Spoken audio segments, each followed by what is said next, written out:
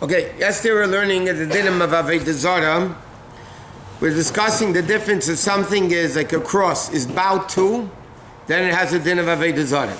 If it's just jewelry or something which is not bowed down to or worshipped, so then halachically it does not have any din of idol worshipping at all, and you could deal with it, you could sell it, you can whatever, So that's not the issue. Now, yesterday we discussed the difference between Christianity and Muslims, the Rambam's opinion, so on and so forth. So let's move on. Now, for instance, there's a din, the Pasuk can bring down that a Jew is not allowed to walk into, we mentioned this din yet, we didn't elaborate on it. A Jew is not allowed to walk into a church, which means the sanctuary of the church where they pray, that you're not supposed to walk in, because for a Jew that's based on Avodah Zarah. So sometimes you get a question, let's say there's a carpenter or a contractor or electrician, whatever, and they want to offer him a job to fix the lights in the church, in the sanctuary, or the plumbing, the electricity, whatever. So the question is he allowed to do it? Is he allowed to make money from it? Was that called benefiting from something of Avodah Zarah? So there's a lot of ways it could be done. The Jew himself, the contractor, call him a contractor, he himself is not allowed to go do work in the church itself, in the room. Again, the outer rooms is not a problem. Just to go go for a second. Many voting booths, polling booths, are in a church. They have in the shows, they have lahavdil in a church. So the question is, can somebody walk in there to vote? So again, if it's not an actual sanctuary, halachically, you're allowed to go. Certain times there's communal issues, that you need to speak. The rabbis with the priests, they need to get together to discuss communal issues, not anything religious, because that would be forbidden. But it's time to talk communal, anti-Semitism, racial issues, whatever. And sometimes the meeting is in the church building. So again, halachically, I'm not saying you should do it, but halachically, it's not a problem as long as it's not in the actual room where they pray. The other rooms, it's not an issue. So what happens if the guy wants to do a job in the actual sanctuary? So the best thing halacha says, he gets Goyish workers. He gets his non-Jewish workers to do it. And it's considered like it's their job. In other words, he can get money from it, but they're doing the job. He's not actually doing the job. And then again, there's no issue, because for a guy, it's allowed to do that type of work and wherever they want.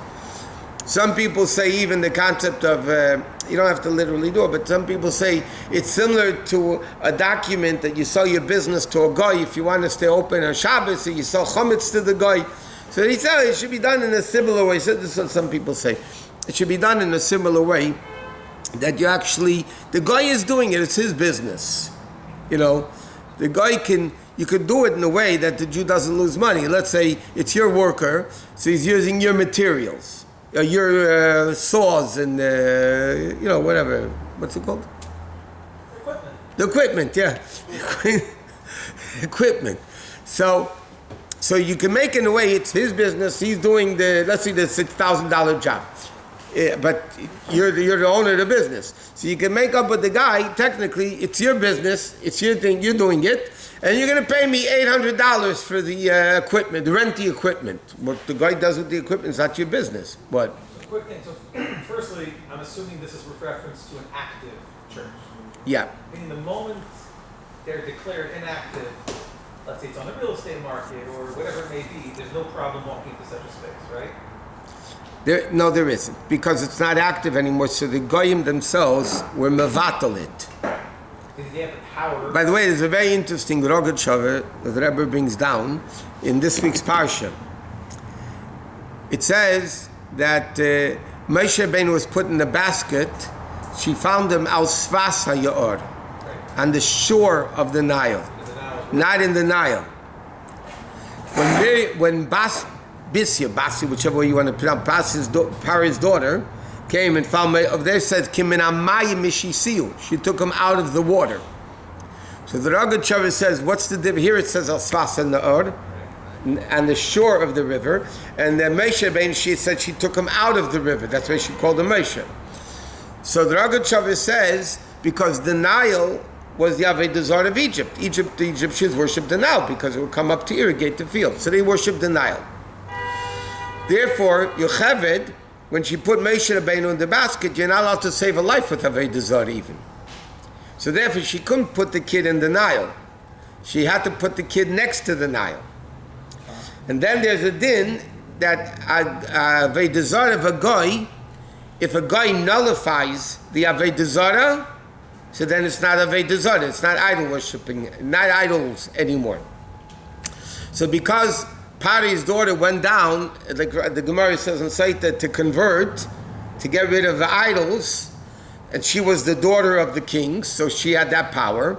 So when soon as she went down to the river to become Megayer, so to speak, to become Jewish, so she automatically nullified the Niles of Avodah Zarah. And then the baby was able to go into the Nile. So she took him out of the Nile because then it didn't have a din of Avodah Zarah anymore.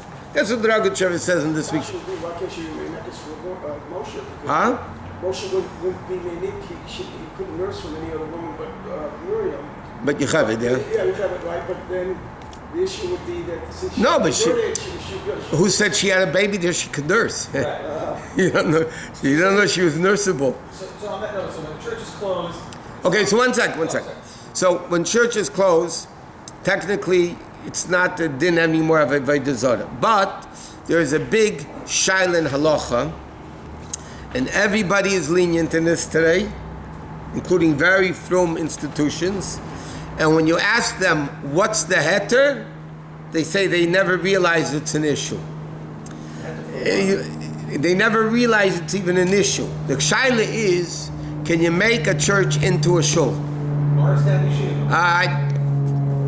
Morristown, South Africa, I can tell you 10 places in Florida.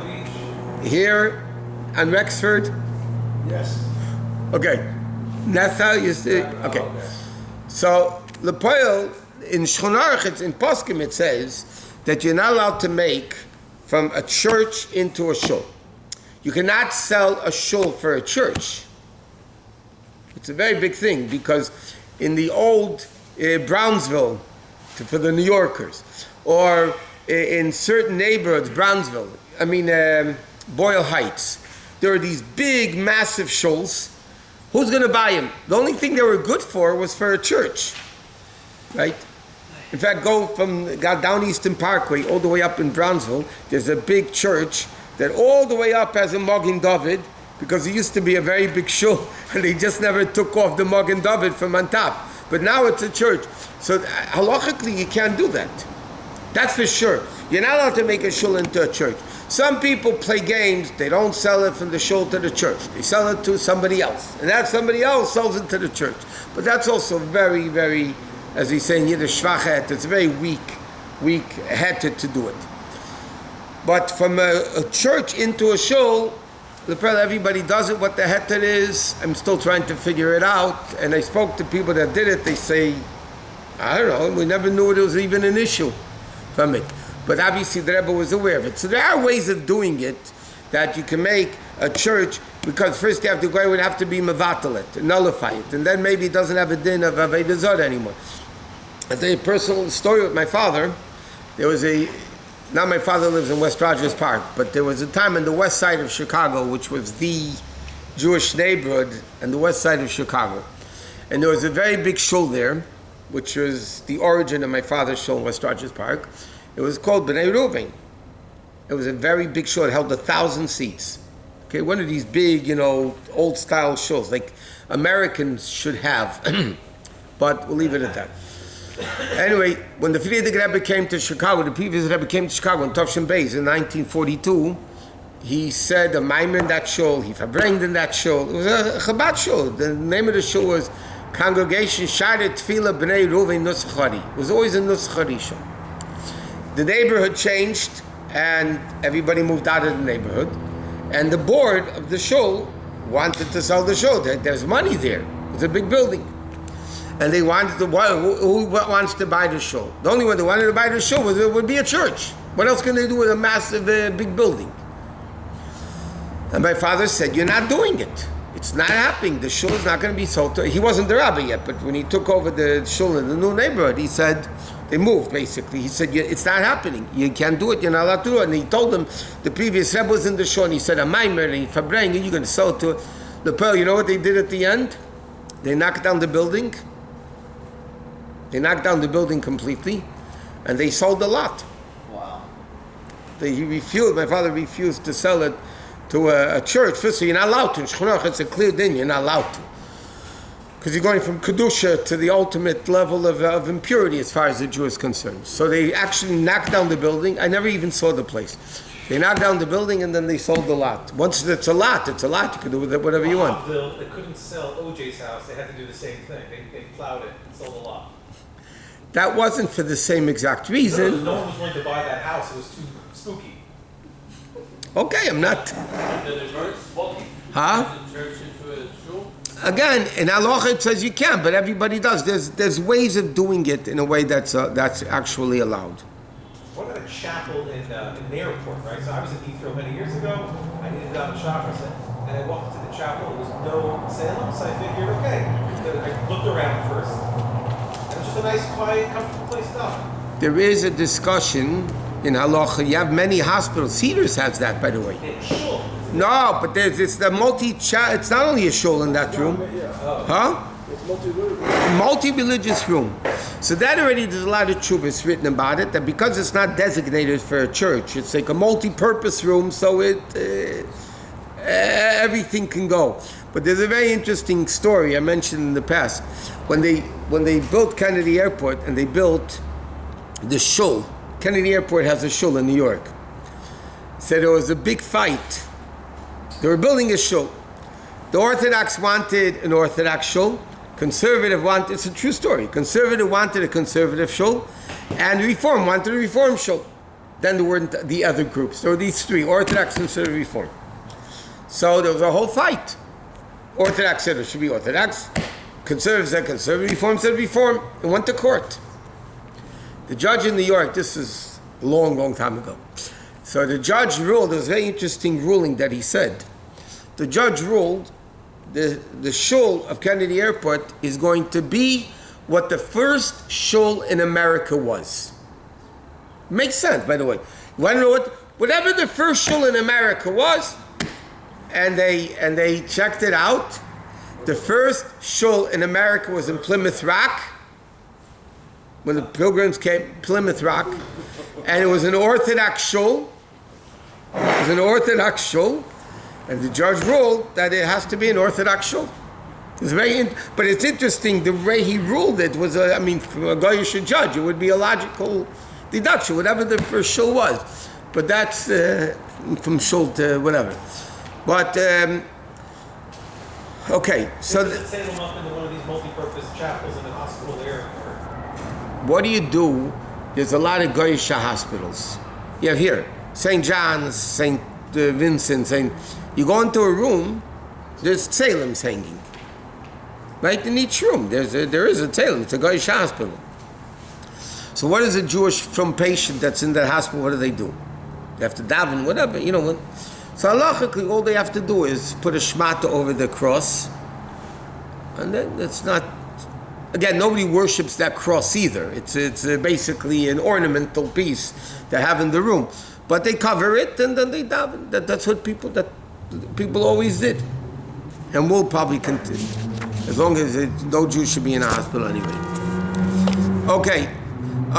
You're not allowed to do anything for the sake of idol worshipping, to benefit. You're not allowed to... But then there's a whole issue, again, we mentioned this yesterday, but the issue really is, are today's Goyim really called idol worshippers or not? And many poskim say they are, many poskim say they're not. There's nothing to do with the argument between Rambam and the other Rishonim. But it's a question. The Goyim today really, do they have a din of Avodah Zarah? And now we're coming up to their holiday. For instance, there's no question that Xmas is a religious holiday. There's no question, it's a religious holiday. And therefore, for instance, I have this fight with a lot of shluchim every year. This year it's on Shabbos anyway, it doesn't matter. But for instance, can somebody you keep on Kratzmach Sunday schedule? Like a legal holiday.